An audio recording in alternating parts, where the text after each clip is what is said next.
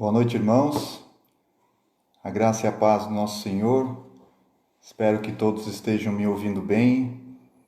Eu já adianto que é uma alegria, uma honra estar aqui e uma satisfação sempre que sou convidado a estar ao vivo aqui com os irmãos. Eu sempre aceito o convite com prazer e dessa vez não foi diferente. O pastor Anderson me convidou e eu fiquei muito feliz com o seu convite.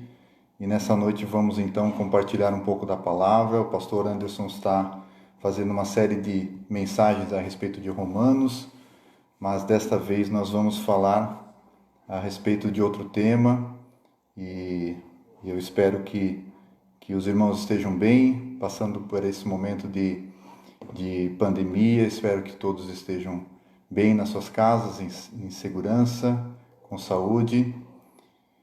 E como eu disse, uma alegria estar aqui. O texto que nós vamos compartilhar brevemente essa noite está lá em Filipenses capítulo 2, Filipenses capítulo 2, dos versículos de 3 até o 11. Até, por sinal, eu acabei esquecendo de colocar ali a descrição do texto, então os irmãos que estiverem acompanhando, ou um dos irmãos aí, por favor, coloquem nas mensagens ali o texto que nós vamos estar estudando essa noite, para que algum irmão que possa ter entrado depois possa então ver qual é o texto que nós vamos estudar, né?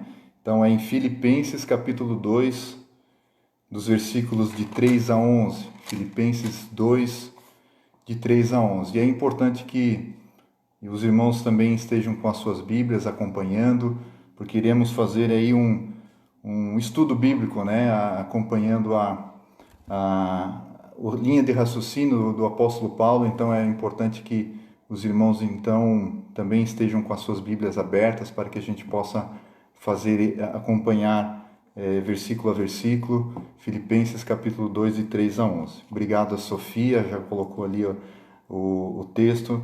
Então vamos lá, vamos ler todo o texto e depois então a gente vai estudá-lo a fundo, versículo a versículo, e ver o que Deus quer nos falar nessa noite. E o texto diz o seguinte: nada façais por partidarismo ou vanglória, mas por humildade, considerando cada um os outros superiores a si mesmo. Não tenha cada um em vista o que é propriamente seu, senão também cada qual o que é dos outros. Tende em vós o mesmo sentimento que houve também em Cristo Jesus, pois ele, subsistindo em forma de Deus, não julgou como usurpação o ser igual a Deus. Antes, a si mesmo se esvaziou, assumindo a forma de servo, tornando-se em semelhança de homens e reconhecido em figura humana. A si mesmo se humilhou, tornando-se obediente até a morte e morte de cruz. Pelo que também Deus o exaltou sobremaneira. Ele deu o nome que está acima de todo nome, para que ao nome de Jesus se dobre todo o joelho, nos céus, na terra e debaixo da terra, e toda língua confesse que Jesus Cristo é Senhor, para a glória de Deus Pai. Amém. Meus queridos, eu até já preguei sobre esse assunto lá na igreja, mas gosto muito desse texto, né? E eu lembro os irmãos que hoje é o primeiro domingo do mês e tradicionalmente a gente celebraria a ceia do Senhor.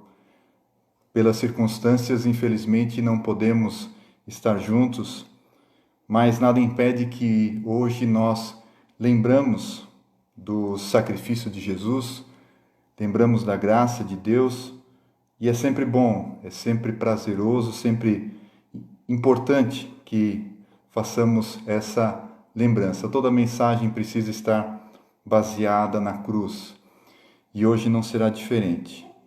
Bom, esse texto de Filipenses, ele é um texto bem teológico, bem doutrinário. Quando se estuda a cristologia, ou seja, quando se estuda a respeito de Jesus Cristo, quem ele foi, o que ele representa, esse texto de Filipenses é um dos mais citados pelos teólogos que procuram entender quem era Jesus Cristo, quem é Jesus Cristo. Mas, ao mesmo tempo, ele também é um texto bem prático, que podemos aplicar no nosso dia a dia, porque ele tem umas situações práticas também que podemos usar. E o texto, ele começa lá em Filipenses 2:3, o apóstolo Paulo falando aos seus amigos lá de Filipos, dizendo o seguinte: nada façais por partidarismo ou vanglória. Essa igreja de Filipenses era uma igreja bem querida, que o apóstolo gostava muito, mas me parece que havia ali um problema onde as pessoas, talvez alguns estavam com orgulho, buscando a sua própria glória, buscando partidarismo, né? Então, o apóstolo Paulo quer corrigir esse problema naquela igreja, e para isso ele usa de uma estratégia que é perfeita nesse caso. Ele é inspirado por Deus, obviamente, mas ele usa aqui o exemplo de Cristo, né? Então, diante daquele problema de orgulho, de presunção, ele traz à tona Jesus Cristo, né? Então, ele fala: olhem para Jesus, olhem quem Jesus foi, olhem o que Jesus fez. E o exemplo que Paulo traz de Jesus, o que Jesus representa, é em relação à humildade de Cristo. Então, Paulo traz o exemplo de humildade que de fato contrasta com esse partidarismo, com esse orgulho que alguns irmãos lá de Filipos tinham. Então ele começa dizendo lá no versículo 5: tende em vós o mesmo sentimento que houve também em Jesus Cristo. O mesmo sentimento que houve em Jesus Cristo. Isso é muito profundo. Em outra tradução, ela diz a mente de Cristo, né? Então vejam quão profundo é ter o mesmo sentimento de Cristo.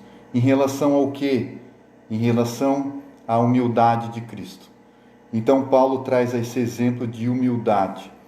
E o apóstolo vai construindo a sua linha de raciocínio, e ele vai se aprofundando na humildade de Cristo, falando em escalas, para que nós pudéssemos ter uma dimensão, eu diria até superficial da humildade de Cristo, porque eu acho que a real dimensão a gente nunca vai conhecer.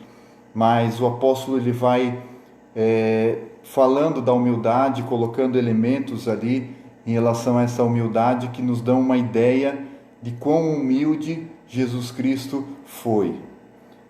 E o primeiro elemento da humildade de Cristo está no versículo 6, onde ele diz: pois ele, subsistindo em forma de Deus, não julgou como usurpação o ser igual a Deus. É um versículo complexo, difícil, eu vou dividir ele em duas partes.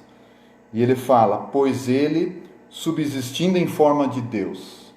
Jesus subsistindo em forma de Deus. O que significa isso, meus amados? Subsistindo aqui diz que Jesus sempre foi Deus. Não houve um momento na história onde que Jesus Cristo passou a ser Deus. Ele é igualmente eterno, igualmente poderoso, com os mesmos atributos de Deus, vivendo por toda a eternidade. Um versículo que nós conhecemos bem, que está lá em João 1:1, diz: no princípio era o Verbo, e o Verbo estava com Deus, e o Verbo era Deus. O Verbo aqui, Jesus Cristo. Em Hebreus 13:8 diz: Jesus Cristo ontem e hoje é o mesmo e será para sempre. Então essa palavra subsistindo aqui diz exatamente isso, que Jesus sempre foi Deus. E ele fala subsistindo em forma de Deus. Essa palavra forma também é muito importante. Ele vem da palavra grega morfê, que significa, apesar de ter essa tradução também como forma, mas ela é muito mais profunda. Ela diz o conjunto de características que definem um ser. Então Jesus foi Deus na sua essência, na sua natureza, em tudo que a palavra Deus representa. Com todos os atributos e privilégios e direitos de Deus, Jesus também foi. Então, Jesus, subsistindo em forma de Deus, não julgou como usurpação o ser igual a Deus. Vamos lá, o que significa isso? Não julgou como usurpação o ser igual a Deus.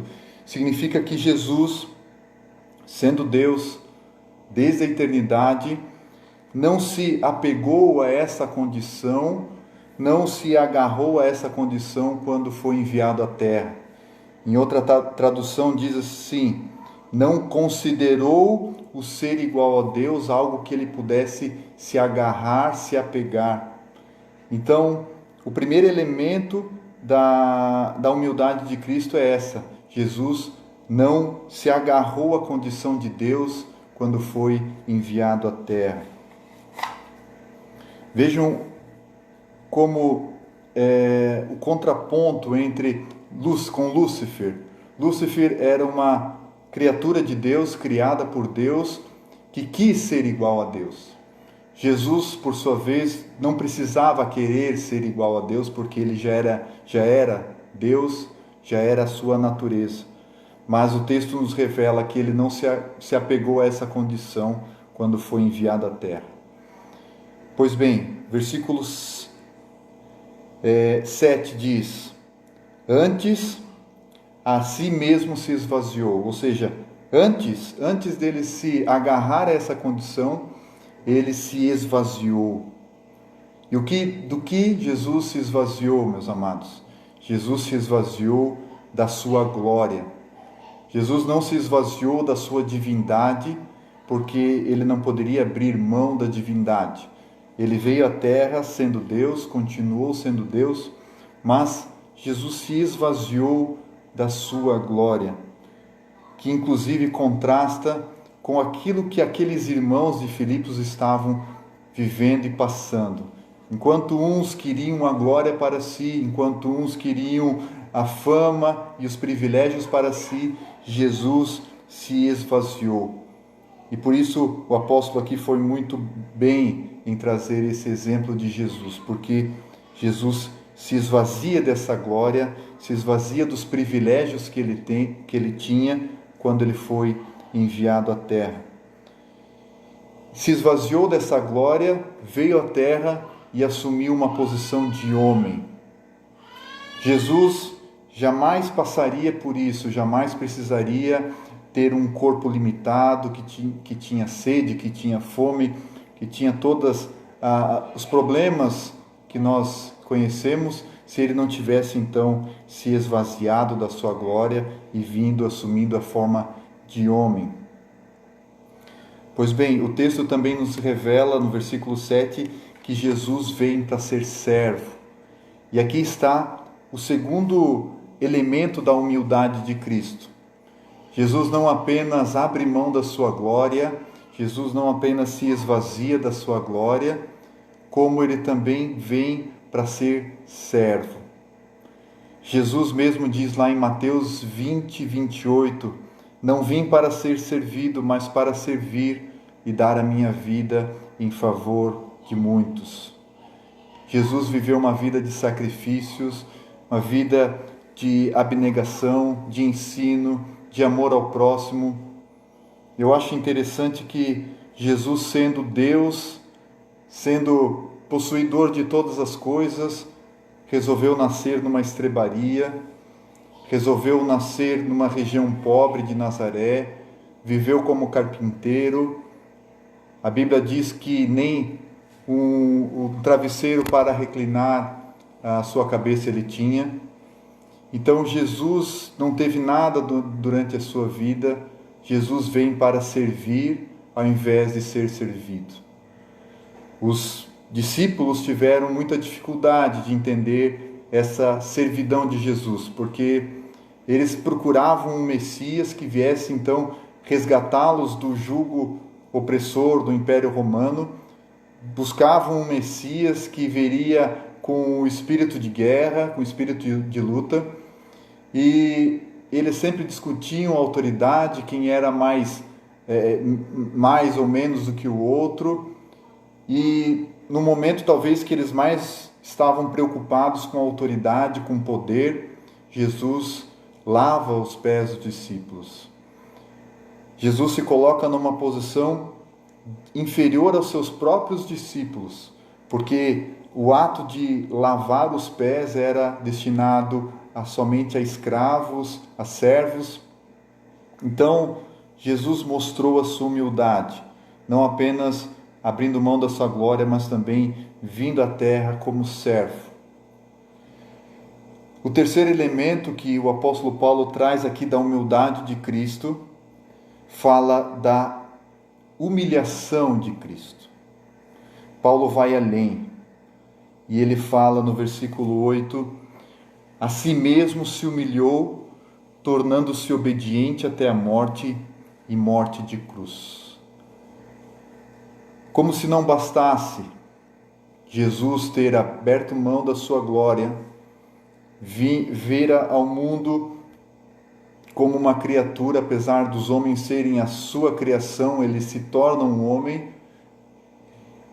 Mais do que isso, ele vem para ser servo, para servir e não ser servido.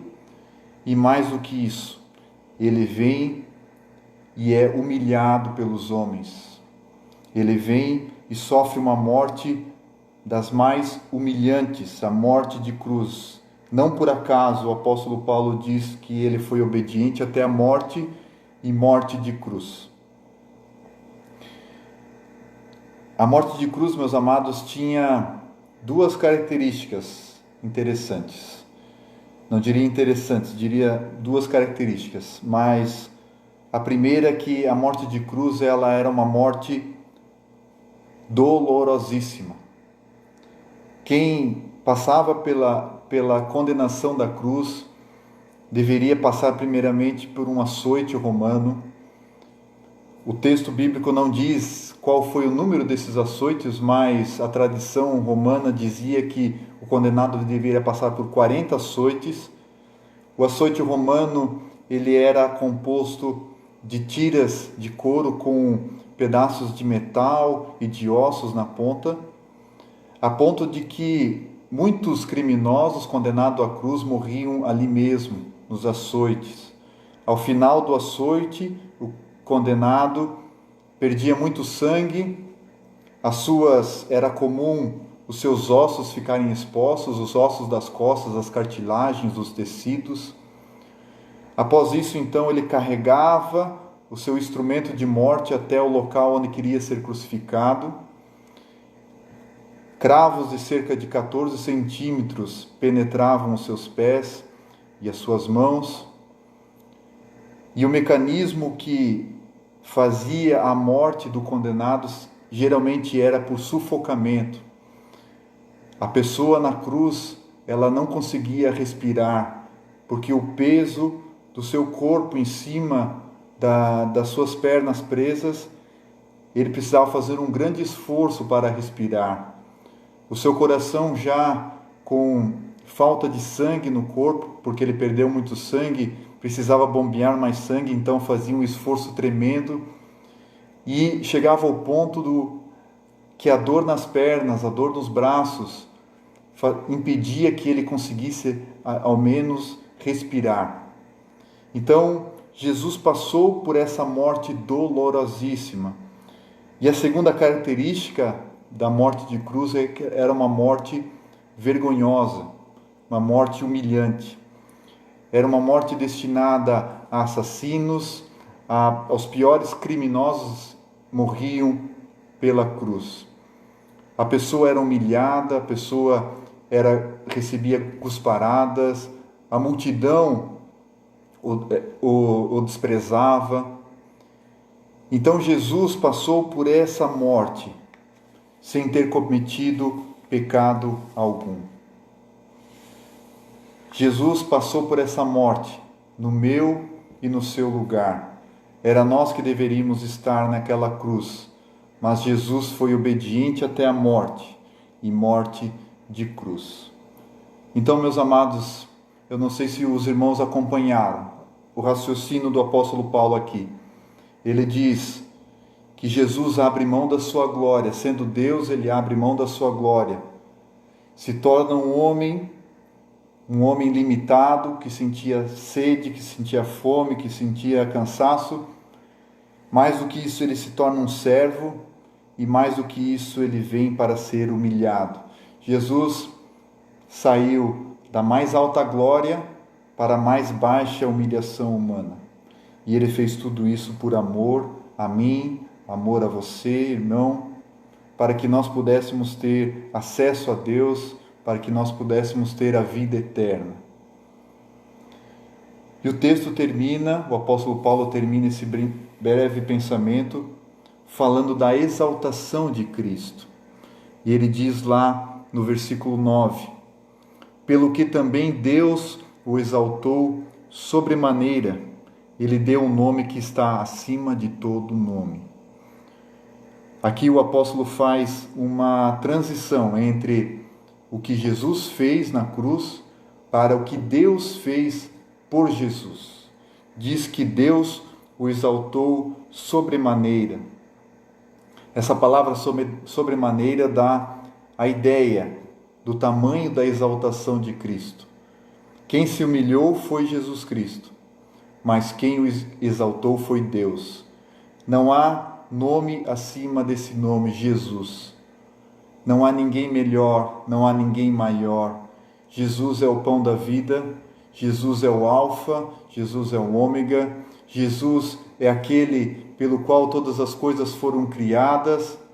Jesus é aquele que é o começo de tudo, é o fim de tudo. Por Ele, para Ele e através dele são todas as coisas, diz a palavra de Deus. Então, Jesus se sacrificou por nós, mas o nome dele está acima de todo nome. Ele é o Senhor dos senhores, ele é o Rei dos reis, ele é aquele que está, como diz João 1,3, porque nele foram criadas todas as coisas, que há nos céus e na terra, visíveis e invisíveis, sejam tronos, sejam dominações, sejam principados, sejam potestades. Tudo foi criado por ele e para ele. Queridos, com essa mensagem, o apóstolo Paulo estava tentando corrigir um problema da igreja. Ele estava preocupado com aqueles irmãos que se sentiam o centro da igreja, queriam a atenção para si. E para resolver esse problema, o apóstolo fala: olhem para Jesus. Jesus é o centro da igreja. Não há outro nome que não seja de Jesus. Jesus é aquele que ressuscitou dos mortos, que nos permitiu o acesso ao Pai. Então, se há alguém famoso na igreja, se há alguma celebridade na igreja, essa celebridade é Jesus. E da mesma forma, amados, nós também devemos reconhecer o tamanho de Jesus na nossa vida, a centralidade de Jesus na igreja. Nós devemos reconhecer que Jesus é tudo na nossa vida. Reconhecer que somos dependentes de Deus. E eu gostaria, com essa mensagem, breve mensagem, convidar os irmãos a fazerem o mesmo que o apóstolo fala aqui para aqueles irmãos de Filipos. Olhem para Jesus. Se há alguma vaidade, se há alguma presunção, olhem para Jesus. Vejam quem Jesus foi. Tende o mesmo sentimento que Jesus. É o que o texto fala. Jesus deve ser o centro das nossas vidas. Devemos acreditar em Deus, acreditar em Jesus. Nós vivemos uma época de muitas incertezas. Estamos em plena pandemia. Tivemos aí essa semana um tornado, um ciclone, melhor dizendo, e tinha até nuvem de gafanhoto se aproximando aqui da nossa região. Então isso tudo traz ansiedade, tudo isso traz temor, mas o que nós podemos fazer em relação a isso? Eu não sei se os irmãos também tiveram esse sentimento durante esse ciclone que passou, mas eu fiquei na janela observando e um sentimento de impotência, de ver aquelas coisas voando e você não poder fazer nada, somente se proteger, buscar um lugar seguro e esperar aquilo tudo passar. O que mais nós podemos fazer em relação às adversidades da vida? O que mais nós podemos fazer senão confiar em Deus, acreditar em Jesus Cristo? Jesus mesmo diz: não se turbe o vosso coração, credes em Deus, credes também em mim.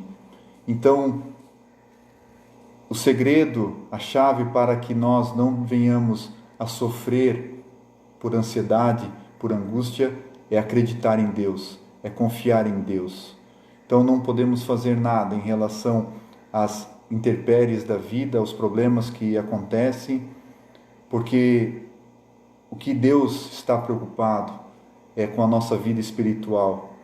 Nós devemos acreditar que nós somos cidadãos dos céus. Tudo isso aqui nessa terra vai se acabar e tudo isso é passageiro. E por isso a gente deve, então, acreditar em Deus, acreditar em Jesus Cristo, olhar para Jesus e colocar esse nome acima de todo nome, colocar esse nome acima de tudo na nossa vida. Eu vejo tanta gente colocando as suas esperanças em coisas, colocando as suas esperanças em pessoas, colocando as suas esperanças em pessoas ou até governantes, mas são tudo passageiro, é tudo vaidade. O que a gente precisa acreditar é que nós somos cidadãos dos céus. Nós devemos almejar o céu, nós devemos buscar a Deus e nada mais, colocar Jesus acima de todas as coisas. Amém? Bom, meus amados, a mensagem foi breve e eu queria rapidamente aqui passar por alguns boa noites, né? Os nossos famosos boa noites. Tem bastante mensagem. A Sofia, família Andrade aqui em peso, a Ellen, Gisele Thompson, vejo aqui a Leonilda, o Max, um abraço a vocês, Paulo Renato, presbítero, a Aline, pastor e Aline, presbítero Adir também assistindo, Fabrício, agora há pouco tivemos o louvor com o Fabrício, obrigado Fabrício,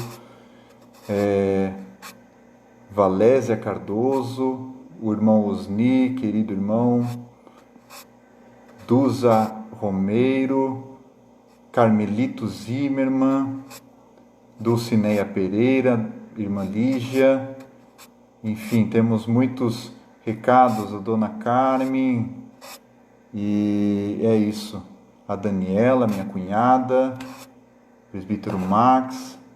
Irmãos, estou hoje meio que sem a minha secretária, eu não vou conseguir anotar todos os pedidos de oração. Os irmãos, por favor, leiam aí as mensagens e coloquem nas suas orações esses pedidos. Eu, infelizmente, vou ficar devendo a leitura dos pedidos de oração pelas dificuldades aqui logísticas, mas sintam-se todos abraçados e eu espero em breve poder estar com os irmãos, espero em breve poder abraçá-los e, enfim, que possamos ter uma semana abençoada também, de trabalho, de estudo. E vamos encerrar então com uma oração, encerrando esse momento então de estudo da Palavra de Deus. Querido Deus, Pai amado, obrigado, Pai, porque estamos na Tua presença, ó Deus, presença essa, ó Deus, que nos constrange, presença, ó Pai, que nos traz, ó Pai, vida. Obrigado, ó Pai, por tudo que tem nos dado, por esse dia. Sabemos que tudo que temos vem de Ti, ó Pai. Tu nos sustenta, Tu nos tem até aqui nos sustentado, ó Pai. Obrigado pela nossa alimentação, por termos, ó Deus, um lugar seguro, ó Pai. Nos protege, ó Pai, do mal, nos protege, ó Pai, dos perigos da vida. Sabemos, ó Pai, que tudo isso que temos passado é passageiro, ó Deus, essa pandemia, ó Pai, os problemas, as doenças, ó Deus, tudo isso é passageiro, porque chegaremos um momento, ó Pai, que estaremos face a face contigo, ó Deus. Chegará um momento, ó Pai, que desfrutaremos da glória de estar ao teu lado, ó Pai. Pedimos que abençoe os irmãos que nos assistiram, abençoe as suas vidas, ó Deus, as dificuldades, ó Pai, econômicas que possam vir, ó Deus, em função dessa pandemia, os proteja, os guarde, ó Deus. Peço pela igreja de Blumenau, pelo pastor, ó Deus, esteja dando a ele ânimo, disposição, ó Pai, a Aline, a liderança da igreja, ó Pai. Peço pelos diáconos, pelos presbíteros, ó Pai. Peço, ó Deus, pelos irmãos que estão enlutados, que estão sofrendo, ó Deus, a perda de um ente querido, pessoas que estão com familiares, ó Deus, internados, familiares, ó Pai, passando por problemas de saúde, ó Pai, restaura a saúde deles, ó Deus. Tudo isso eu te peço, ó Pai, na certeza que Tu tens nos sustentado, ó Pai, que esse nome, como falamos, ó Pai, está acima de todo nome, ó Deus. Tu és o centro, Deus, da igreja, Tu és o centro das nossas vidas.